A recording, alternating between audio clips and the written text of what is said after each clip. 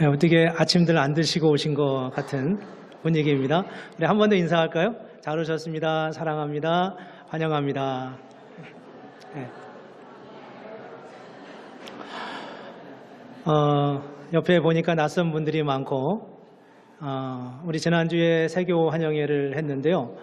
7가정을 환영을 했습니다. 물론 또 오신 분들 중에 참석 못하신 분들도 있는데 우리 주변에 보시면 옆에 있는 분은 지난주부터 오셨고 그 옆에 있는 분은 지지난주부터 오셨고 그런 분들이 주변에 있어서 우리가 다 낯설 수 있습니다. 함께 그리스도 안에서 사랑의 교제를 나누면서 귀한 믿음의 공동체를 이루어가면 좋겠습니다. 오늘 이제 디모데전서 6장에 있는 11절, 12절 말씀을 본문으로 함께 믿음의 선한 싸움을 싸우자라는 제목으로 나누려고 합니다. 디모데전서를 이번에 조금 띄엄띄엄 빠른 속도로 함께 보면서 이제 거의 마지막 본문이 됐는데 물론 남은 본문이 있긴 하지만요. 오늘 본문을 다시 한번 같이 읽고 말씀을 나누면 좋겠습니다. 여러분 같이 아까 우리 읽었지만 다시 한번 11절, 12절을 함께 봉독하겠습니다. 오직 너 하나님의 사람아 이것들을 피하고 의와 경건과 믿음과 사랑과 인내와 온유를 따르며 믿음의 선한 싸움을 싸우라. 영생을 취하라. 이를 위하여 내가 부르심을 받았고 많은 증인 앞에서 선한 증언을 하였도다. 아멘. 서신서를 보면 성경 뒷부분에 있는 서신서를 보면 대부분이 이제 앞에는 복음적인 원리에 대해서 말씀하고 있고 뒤로 가면 어떻게 살아야 되냐, 무엇을 우리가 힘써야 되냐 이런 류의 말씀을 들려주고 있습니다. 그런 맥락에서 오늘 본문 말씀은 우리가 낯설거나 이상하지 않은 그런 말씀입니다. 오직 너 하나님의 사람아 이것들을 피하고 의와 경건과 믿음과 사랑과 인내와 온유를 따르며 믿음의 선한 싸움을 싸우라 라고 말씀합니다. 그러면 성경은 왜 우리에게 이런 선한 싸움을 싸우라고 말씀하고 있을까요? 믿음의 선한 싸움은 무엇입니까?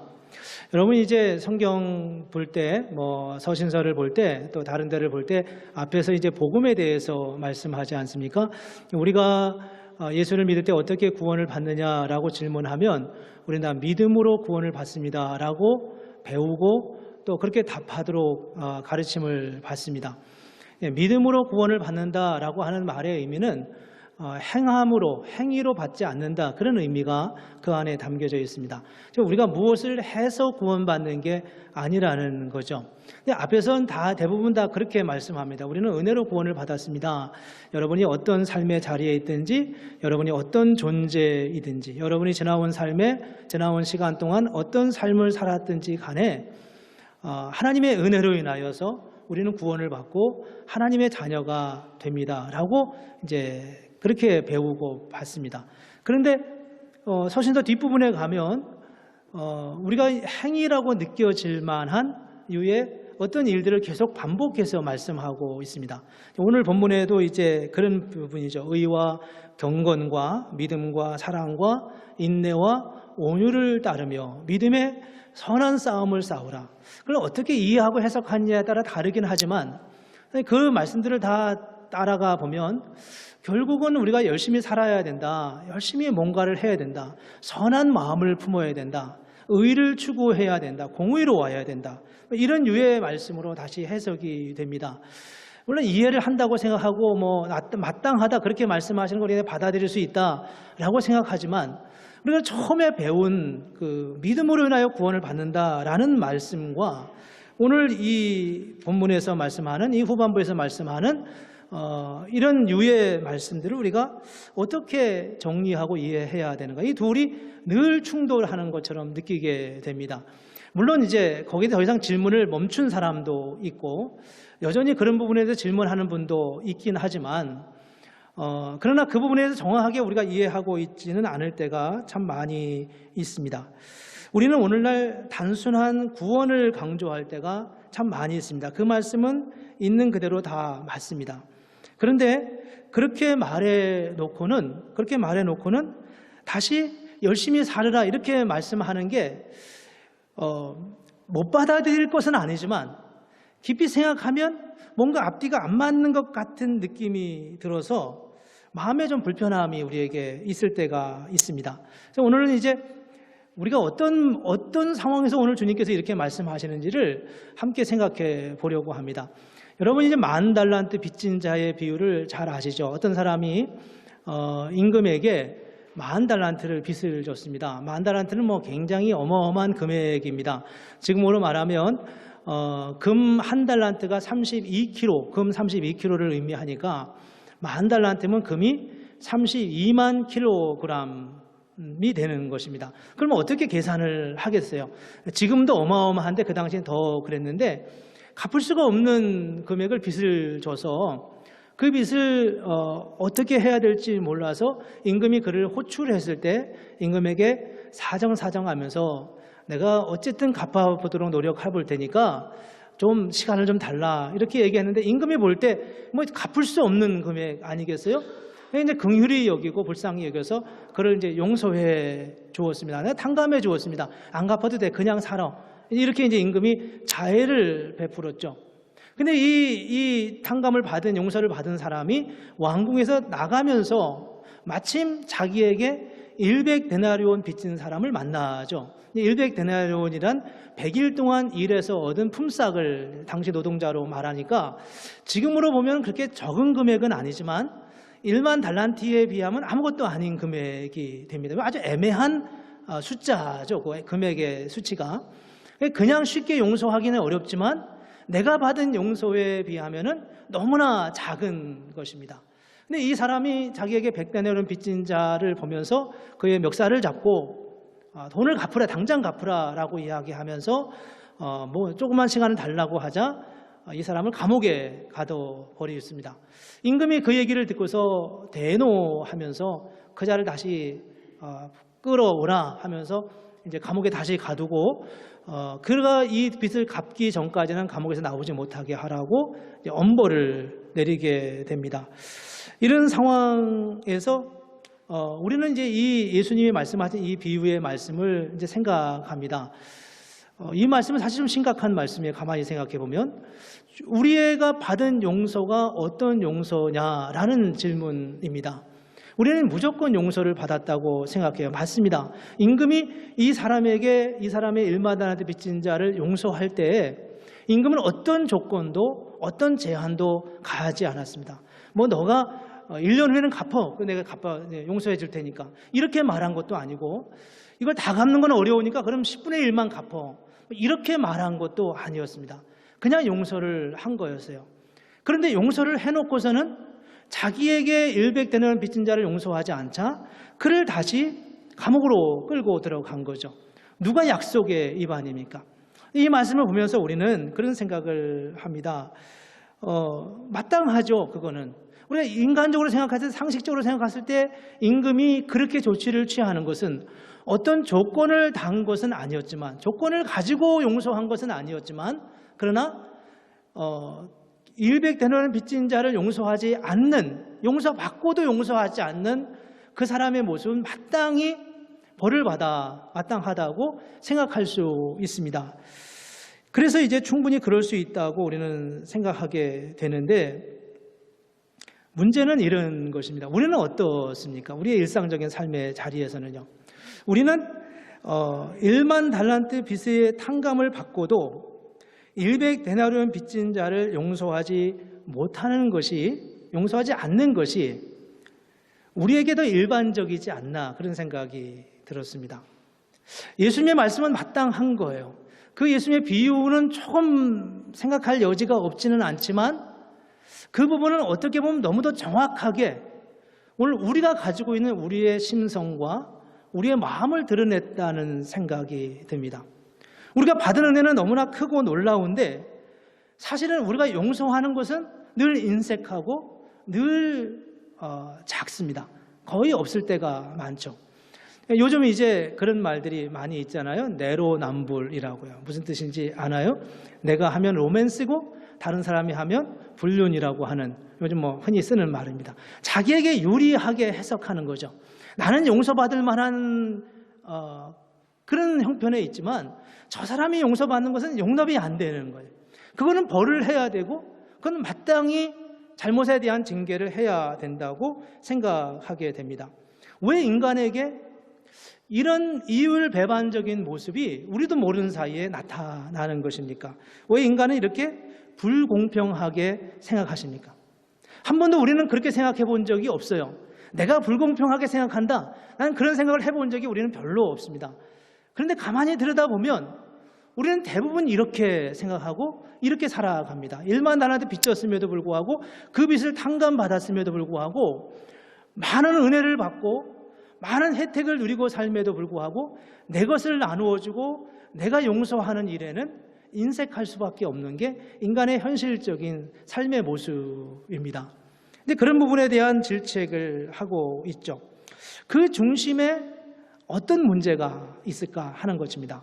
그 안에 무엇이 우리로 하여금 이렇게 왜곡된 생각을 하게 하고 왜곡된 평가를 하게 하고 그래서 왜곡된 그런 삶의 가치 판단을 하게 하는 것일까요? 그 이유를 우리는 인간의 죄성에 대해서 볼 수 있습니다. 성경은 인간을 죄인이라고 말씀하잖아요. 우리의 죄가 그런 문제를 가져오는 거예요. 여러분, 현대인에게 가장 많은 질병이 정신적인 질환이라고 합니다. 현대인들에게 정신질환이 왜 많을까요? 사회가 복잡해지고 먹을 거 살 것은 넉넉하지만 정신적인 충족이 안 되고 많은 이야기들을 하지만 저는 그게 죄 때문이라고 생각해요. 죄에 대한 뚜렷한 이유가 있습니다. 이 현대인들이 가지고 있는 가장 큰 질환은 정신질환인데 얼마 전에 미국의 분야별 의사분들의 분야별 연봉을 이렇게 리스트를 한 것을 봤어요. 제일 많은 연봉을 받는 의사 직업군이 정신과 의사라고 합니다. 정신과 의사. 그러니까 우리는 병원에 가면 이렇게 배가 아파서 왔습니다, 머리가 아파서 왔습니다라고 말하는데 진단을 하고 혈압도 재고 혈액 검사 다 하는데 원인이 안 나오면 병명은 뭡니까? 스트레스성 문제라고 다 말합니다. 아직 마음에 부담이 있군요. 그 정도는 저도 진단을 내릴 수 있을 것 같은데 항상 가면 스트레스성이라는 거예요. 마음의 부담이 뭔가 있다고 말하는 거죠. 그렇게 현대인들의 가장 많은 질병의 이유이기도 하고 질병 그 자체이기도 합니다. 저는 좀 개인적인 생각이긴 하지만요. 이제 의학적인 정보가 나오니까 제가 좀 겸손하게 말을 해야 될 것 같아요. 개인적인 생각이긴 하지만 현대인에게 이런 정신적 질병이 많은 이유 중에 하나는 죄에 대한 의식이 없기 때문이라고 하는 겁니다. 사람은 잘못하면 죄책감을 갖게 돼 있어요. 그리고 죄책감을 가지면 그 죄에 대한 의식을 어떤 식으로든 해소하려고 방법을 찾습니다. 예를 들면 내가 죄책감이 있으면 고행을 하는 거예요. 경건한 마음을 가지려고 애를 쓰고 뭔가 힘든 일을 하면서 그 죄책감을 잊으려고 하죠. 혹은 고해성사, 고백을 하는 겁니다. 꼭 천주교의 신부님한테 가서 고해성사를 안 하더라도 누군가에게는 내가 나의 잘못을 직간접적인 방법으로 이야기를 하는 거예요. 내가 이렇게 참 부족해. 내가 이게 참 왜 그랬는지 몰라. 이렇게 이야기를 하면 괜찮아, 누구나 다 그래. 그럴 수 있어. 이런 말 한마디 들으면 우리가 격려를 받습니다. 이게 이제 우리가 우리의 죄를 해결하는 방법입니다. 때로는 어려운 사람을 돕는 경우도 있고요. 근데 이런 방법으로 사람들은 이게 성경적이거나 기독교적인 것은 아니지만 어쨌든 그런 방법으로 자기의 죄에 대한 극복을 해보려고 부단히 애를 썼던 게 인간의 본성에서 나오는 그런 모습입니다. 죄책입니다. 그 죄가 법적인 죄거나 어떤 걸 어겨서 어기는 그런 죄는 아니지만 우리의 양심이 스스로 법이 돼서 그 양심에 거리끼는 일을 했을 때 사람은 다 누구나 이런 반응을 하게 돼 있고 그런 반응을 통해서 자기 죄책을 꼭 우리가 예수를 믿는 사람이 아니더라도 하게 된다는 거예요. 그런데 현대 사회가 오면서 현대인에게 있어서 가장 중요한 생각의 변화가 뭐냐 하면 바로 죄라고 하는 자체를 버려버렸다는 겁니다. 더 이상 우리에겐 죄가 없다고 이야기를 하는 거예요. 예를 들면 우리가 무엇이든지 죄 때문에 한 게 아니라 다른 이유를 우리는 다 댑니다. 예를 들어 태생적으로 그렇다든지 쉽게 예를 들면 다른 사람을 죽였어요. 근데 죽였는데 병원에 가서 진단을 받아보니까 이 사람이 얼마 전에 정신질환을 앓고 있다고 하는 진단을 받았습니다. 그러면 뭐 심지어는 무죄로 풀려나는 경우도 있다고 하지 않습니까? 부모를 공경하지 못합니다. 과거에는 그렇지 못하면 부모를 잘 섬기지 못하면 늘 우리의 마음에 부담이 있었고 죄송하고 안타까운 마음이 있었어요. 근데 요즘은 우리가 내가 어릴 때 상처를 너무 많이 받았다고, 나는 우리 부모에게 상처를 너무 많이 받았어, 이런 말들이 너무 공공연하게 인정되는 시대에 우리는 살아가고 있습니다. 하다못해 도둑질을 해도 나는 도벽이 있었어, 그렇게 말하죠. 도벽은 내가 어떻게 컨트롤할 수 있는 게 아니라는 의미잖아요. 거기서 도덕적인 기준이 사라져 버립니다. 뭐 동성애 문제도 역시 마찬가지고요. 이게 대상적이냐 후천적이냐 이런 거 가지고 지금 학문적으로 뭐 논란을 빚고 있지만 상당 많은 부분 저쪽으로 갔다고 이야기를 하죠. 이런 많은 일들이 우리로 하여금 죄에 대한 문제를 인식할 수 없게 만들었습니다. 이런 생각들, 이런 사상의 변화들, 이런 생각의 변화들은 현대인으로 하여금 자기 죄로 인하여 아파하거나 고통스러워할 기회 자체를 박탈해 가버렸습니다. 그런 기회가 없는 거예요. 내가 잘못했어, 내가 정말 큰 실수를 하는 것 같다, 이러면서 그런 마음을 가지고 교회에 나왔는데 교회에서 설교자가 회개하라고 외치니까 이참에 나도 내 죄를 회개한다 하고 회개를 하면 되는데, 도무지 설교단에서 회개하라는 소리도 듣지 못하고 어딜 가도 그게 너의 잘못 때문이라고 말해주는 데가 없는 거예요. 그러니까 용서를 구할 곳도 없고 용서를 위해 기도할 근거도 다 빼앗아 가버렸습니다. 무엇을 위해 우리가 내 잘못을 해결하겠어요? 누구에게 뭐라고 하면서 자기 죄를 어떻게 고백할 수 있겠습니까? 잘못했다고 해야 용서를 구하고 회개할 수 있지 않겠어요? 주변에서 모든 사람이 다 죄가 아니라는데 나 혼자 그렇게 생각하고 있는 게 무슨 의미가 있겠습니까? 여기에 우리의 정신적 문제가 있습니다. 그렇지만 그럼에도 불구하고 여전히 인간의 내면에는 죄책감이 여전히 남아 있는 거예요. 자신의 잘못을 자신이 스스로 용서할 수도 없습니다. 남들은 죄가 아니라고 하니까 아닌가 보다라고 생각하고 있지만 사실은 내 본성이 그게 죄라고 말씀하고 말하고 있는 거예요. 그래서 나는 어디서도 내 죄 문제를 해결할 수 없는 그런 상황에 놓여지게 됩니다. 이게 현대인이 가지고 있는, 이전 시대와 다르게 현대인이 가지고 있는 특별한 문제이고, 그것이 바로 복음을 회복해야 할 새로운 이유를 우리에게 제공하고 있습니다. 하지만 하나님은 인간의 죄를 분명하게 짚으셨죠. 우리가 다 죄인이라는 겁니다. 우리가 다 죽을 수밖에 없다는 거예요. 죽어야 되는 거 다 죽었다고 선언하고 있습니다. 그래서 인간은 현재 살고 있는 것 같지만 사실은 죽은 것이고 또 궁극적으로 죽을 것입니다. 그래서 그 죽을 운명에 처해 있는 인간을 하나님이 구원하고 구속하시기 위해서 당신의 아들 예수 그리스도를 이 땅에 보내시고 십자가에 죽게 하셨다는 거예요. 그 십자가에 죽게 하시면 우리의 죄를 용서하셨다는 거죠. 우리의 죄를 없애신 게 아니라 우리의 죄를 있는 그대로 내버려 놓고 우리 대신 예수님을 십자가에 못 박아 놓으시면서 너의 죄가 용서됐다고 선언하는 겁니다. 그래서 뒤에 있는 십자가를 보면서 우리는 내 죄가 저렇게 심각했다고 하는 사실을 알게 되는 거죠. 우리 교회의 가장 큰 특징 중에 하나가 뭡니까? 십자가가 크다는 거예요. 우리의 죄가 그만큼 큽니다. 지난번에 어느 목사님이 방문하셔가지고 교회를 보시면서 정말 교회 잘 지어졌다고 다니시면서 이렇게 말씀을 하시다가 딱 한 가지 말씀하시더라고요. 나중에 기회가 되면 십자가 사이즈를 좀 줄이라고. 그래서 제가 그 말을 들으면서 예, 그렇게 하고서 근데 줄일 마음은 없는데 이런 생각을 이제 제 마음속으로 했습니다. 네. 너무 십자가가 압도할 만큼, 십자가의 크기에 우리는 압도당할 만큼 그렇게 십자가를 보면서 예배를 합니다. 지금 우리가 스크린이 있어가지고 저는 이제 언젠가 몇 번 한국에 있는 어느 교회들의 설교를 들으면서 설교를 보면서 화면으로 보면서 그 강단 중앙에 이렇게 스크린을 크게 이렇게 해놓은 교회들이 요즘 굉장히 많더라고요. 그래서 그걸 보면서 참 보기 좋다, 이렇게 시원하다 이런 생각이 들었는데 십자가가 어디 있지 보면은 십자가가 옆으로 다 가 있어요. 대부분 다 옆으로 가서 작은 사이즈로 가 있는 걸 봤어요. 그걸 보면서 마음속에 뭐라고 할 건 아니지만 저게 현대 교회, 우리 현실을 보여주는 단면이 아닐까 그런 생각이 들었습니다. 시대의 상황을 따라가는 것은 나쁘지 않지만 그러나 우리도 모르는 사이에 그 줄어드는 십자가의 사이즈만큼 죄 용서에 대한 고백도 줄어들고 죄 용서에 대한 감격도 잃어버리고 우리의 죄의 문제를 어디로 찾아가서 누구에게 찾아가서 해결해야 될지 알지 못하는 새, 문제가 어디서부터 출발하고 어디로 그 문제를 풀어가야 될지조차도 알지 못하게 만들어 놓은 현재 교회의 우리의 모습이 아닐까 그런 생각이 들었어요. 그러고 나니까 우리 교회 이 스크린이 예배드리는 동안 십자가를 가로막고 있더라고요. 우리 원래 계획은 양쪽에다가 스크린을 이렇게 2개를 액정으로 되어 있는 것을 만드는 게 우리의 소원입니다. 우리의 평생 소원입니다.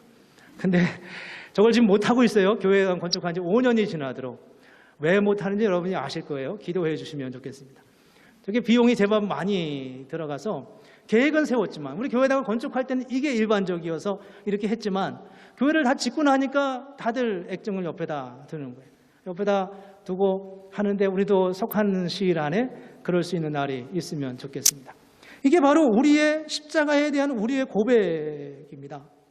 예수님께서 십자가의 죽으심으로 우리 안에서 어떤 일들이 일어났는지 아십니까? 예수님의 십자가의 죽으심으로써 우리 안에 놀라운 일들이 굉장히 많이 일어났는데 그중에 몇 가지만 제가 말씀드립니다. 첫째는 죄의 용서입니다. 두 번째는 우리가 신분적으로 하나님의 자녀가 됐다는 것입니다. 세 번째는 성령이 우리 안에 내주하시는 것입니다. 네 번째는 우리가 새로운 피조물, 새로운 존재가 됐다는 거예요.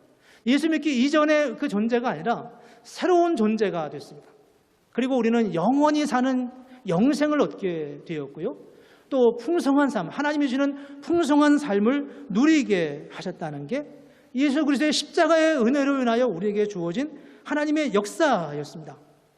죄로 인해 하지 못하던 일들이 우리 안에 내주하시는 새로운 생명과 그로 인한 의지를 통해 우리는 새로운 삶의 자리로 나아가게 되었어요. 여기서 우리는 우리의 자유의지가 회복되는 것을 알게 됩니다. 여러분, 자유의지가 뭔지 아시죠? 사람은 누구나 다 자유의지가 있다고 생각합니다. 그리고 사실 또 우리가 자유의지가 있습니다. 자유의지란 우리가 무엇을 할 수 있는, 결정할 수 있는 특권이, 힘이 우리에게 있다는 거예요. 2가지 혹은 3가지의 선택사항이 있을 때 그래 나는 이걸 좋아하니까 이걸 할 거야, 이렇게 말을 할 수 있는 게 자유의지라는 겁니다. 근데 인간이 죄를 지으면서 이 자유의지가 손상됐습니다. 깨져버렸어요. 병들어버렸죠. 그래서 이 자유의지가 제대로 제 기능을 발휘할 수 없게 되었다는 겁니다. 예를 들어 볼까요? 누가 여러분에게 나쁜 말을 했습니다. 근데 자기 혼자 나쁜 말을 하면 문제가 아닌데 통해서 누군가가 나에게 알려줬어요. 집사님, 야, 누가 나에게, 당신에게, 집사님에게 이렇게 말하던데, 이렇게 말해주는 거예요. 나쁘게 말하는 거죠. 근데 그 얘기를 들었을 때 여러분은 들어보셨나요? 그런 얘기를 들어보실 때 여러분은 어떤 마음이 들던가요? 그런 마음을 들 때 기분이 좋으셨습니까? 나쁘셨습니까? 나도 언젠가는 내가 반드시 한 번은 내가 그렇게 나도 말해볼 거야. 이런 생각을 갖는 게 우리의 일반적인 우리의 모습입니다. 그럴 때, 그런 소리를 들었을 때 그 집사님을 찾아가서, 그 성도님을 찾아가서 집사님 어쩌면 그렇게 나를 잘 아시냐고, 나 원래 그런 인간이야, 이렇게 여러분이 말할 수 있냐는 거예요. 그렇지 않잖아요? 우리는 다 불편합니다. 그리고 불편한 마음으로 불편한 마음을 표현하게 되어 있어요. 그 상황에서 그렇지 않은 사람은 그렇게 흔치 않아요. 다 누구나가 다 그 일을 하면서 누구나 다 우리는 그렇게 생각해요. 내가 결정해서 내 의지를 따라서 당신이 그렇게 했으니까 나도 그렇게 해줄 거야 라고 말하지만 이때 우리의 의지는 손상된 의지라는 겁니다. 왜냐하면 우리는 하나밖에 결정할 수 없기 때문에요. 그 상황에서 대부분의 사람들은 다 그렇게밖에는 결정할 수 없기 때문에 그건 손상된 의지라는 겁니다. 그런데 생각해 보면 주님이 우리에게 은혜를 주셨습니다. 아까 읽은 우리가 예수를 믿을 때 일어나는 6가지 일을 제가 설명을 했어요. 죄가 용서를 받았어요. 하나님의 자녀가 되었어요. 성령이 우리 안에 내주하십니다. 성령의 의지를 가지고 우리 안에 계십니다. 새로운 존재가 되었습니다. 그래서 우리로 하여금 새로운 일을 할 수 있는 삶의 능력과 역동성이 생기기 시작했습니다. 그런 변화를 가져오면서 우리는 이전과는 다르게 반응할 수 있는 그런 상황과 능력을 갖기 시작합니다. 누군가가 우리에게 와서 말했을 때, 전 같으면 그래서 어땠다는 건데 이렇게 한마디 쏘아붙일 수 있을 것 같은데, 그런데 이제는 그래 맞아, 내가 원래 그런 약점이 있어, 내가 그렇게 고치려고 했는데 잘 안 됐어, 그 집사님 그렇게 말해준 게 너무 고맙고 내가 사실 그렇다는 것을 안타깝게 여겼는데 이참에 그렇게 알려줘서 너무 감사하다고 말할 수 있는 그런 반응이 어떻게 생기냐는 겁니다. 그게 있어야 진정한 자유의지라는 거예요. 성경에서 말씀하는, 사람들은 누구나 다 그런 상황에서 그렇게 반응할 수밖에 없는 그런 류의 반응이 아니라, 주님께서 우리를 위해 십자가에 죽으시고 우리에게 구원의 은총을 베푸셔서 그로 인하여 우리가 전에 하지 못했던, 할 수 없었던 그 어떤 일들을 우리로 하여금 하게 하시고, 내게 주신 은혜가 너무나 감사해서 내가 받은 용서 1만 달란트 빚진 것을 탕감받은 게 너무 놀라워서 이제는 그렇게 용서할 수 없었는데 이제 용서할 수 있는 그런 능력과 그런 은혜와 그런 마음의 여유를 우리가 갖게 해주시는 그 은혜가 너무 크고 놀라운, 이게 바로 진정한 자유의지의 회복이고, 이게 바로 예수를 믿으면서 나타나는 하나님이 우리 안에 내조하시는 증거라는 겁니다. 그래서 이제 우리가 서신서의 앞부분에서는 누구든지 예수를 믿음으로 구원을 받는다라고 말씀했는데, 뒤에 가면은 이렇게 하라 저렇게 하라 하는 명령의 말씀이 수없이 많이 나오는 거예요. 오늘 말씀을 다시 한번 볼까요? 오직 너 하나님의 사람아 이것들을 피하고 의와 경건과 믿음과 사랑과 인내와 온유를 따르며 믿음의 선한 싸움을 싸우라. 영생을 취하라. 무엇을 근거로 해서 이렇게 말씀하십니까? 이 말씀은 그냥 지난 과거로 돌아가라는 게 아니라, 저렇게 살아야 구원을 받는다, 그런 의미가 아니라, 이제 우리 안에는 예수 그리스도로 인하여 새로운 의지와 새로운 자유의지를 갖게 된 존재로 우리의 존재가 바뀌었습니다. 그렇기 때문에 우리는 이제 그 은혜로 인하여 바뀌어진 존재, 바뀌어진 하나님의 사람들을 향하여서 이 말씀을 지금 하고 있습니다. 여러분, 1만 달란트, 1만 달란트 빚진 자가 아무리 애써도 자기에게 100달란트 빚진 자를 용서할 수 없습니다. 1만 달란트 빚진 자는 자기가 아무리 노력을 해도 자신에게 100달란트 빚진 자를 용서할 수 없어요. 왜냐하면 자기 빚도 못 갚는 신세이기 때문입니다. 자기 빚도 못 갚는 자가 자기에게 빚진 자를 용서한다는 것은 자신에게 빚준 자에게 무례한 거예요. 그렇지 않겠습니까? 나도 빚이 있는데, 나도 갚을 일이 있는데 내가 누구를 용서하고 나 누구의 빚을 탕감해 준다는 것은 그 자체가 나에게 빚을 준 사람에게 무례한 것입니다. 있을 수 없는 일이에요. 그렇게 해서는 안 되는 일이죠. 내가 먼저 빚을 갚아야죠. 그게 그 사람에 대한 도리가 아니겠어요? 그러므로 1만 달란트 빚진 자는 빚을 갚을 수도 없거니와 갚아서도 안 되는 겁니다. 논리적으로 보면요, 이게 바로 믿기 전 인간의 상태라는 거예요. 그런데 우리가 예수를 믿고 나서 하나님의 은혜를 받았습니다. 탕감을 받았습니다. 1만 달란트를 용서를 받았습니다. 그러면 이제는 용서해야 하는 겁니다. 빚을 탕감해 줘야 되는 거예요. 용서할 수밖에 없는 것이고 용서를 해야 되는 것이고 그게 마땅한 것입니다. 이제는 용서 안 하면 문제가 되는 것입니다. 우리의 존재의 변화가 그런 변화를 가져왔다는 거예요. 우리는 예수 믿기 전에는 용서할 수 없었지만 예수를 믿고 난 다음에는 용서해야 되고 할 수 있고 그게 마땅한 거라는 겁니다. 예수를 믿을 때 우리는 우리의 죄를 용서받고 하나님의 자녀가 되었다고 고백합니다. 성령이 우리 안에 내주하신다고 말합니다. 새로운 존재가 되었다고 말씀합니다. 그리고 새로운 의지를 갖습니다. 우리를 격려하시고 도우시는 그리스도를 닮아가고자 하는 선한 열정이 우리 마음속에 생겨나기 시작합니다. 이렇게 하나님의 자녀가 되었을 때 우리는 양방향 의지, 즉 우리가 말하는 자유의지를 갖게 됩니다. 그때도 여전히 우리가 하나님을 거부할 수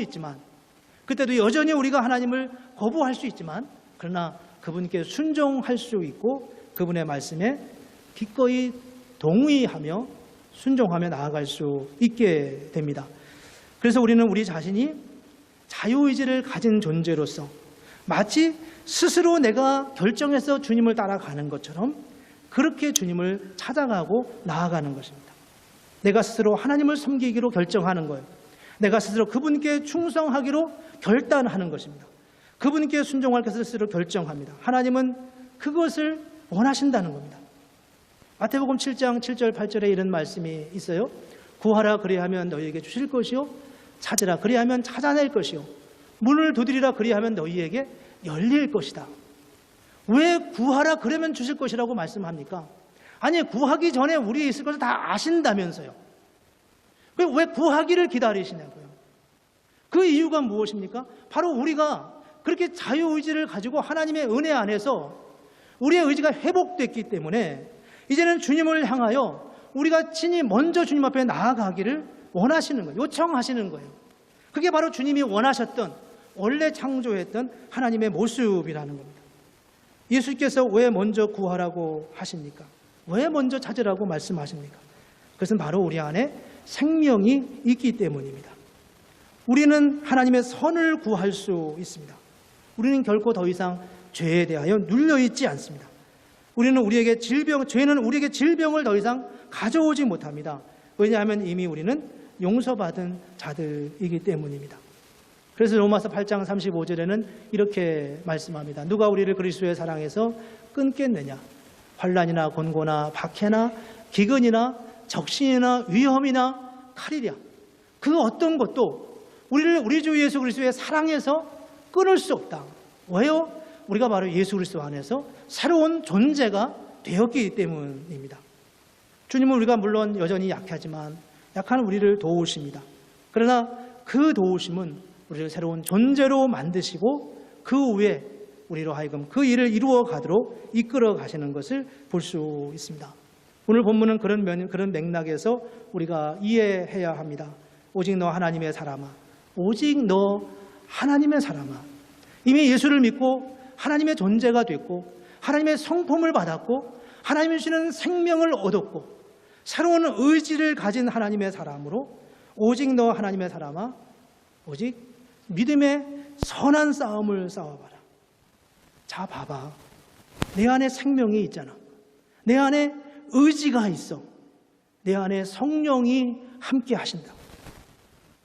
그러므로 이제 세상의 제약을 품고 내어버리고 주님이 원하시는 믿음의 선한 싸움을 한번 싸워봐. 이렇게 우리에게 말씀하고 있습니다. 전에는 몰랐습니다.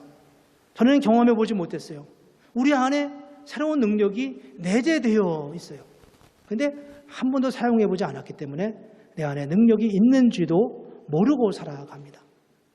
정말 힘들고 어려울 때 우리가 믿음으로 살기를 결정하고 힘써 나아가면 그 일 때마다 하나님이 우리에게 은혜를 주시는 것을 경험할 수 있습니다. 언제 은혜를 경험하나요?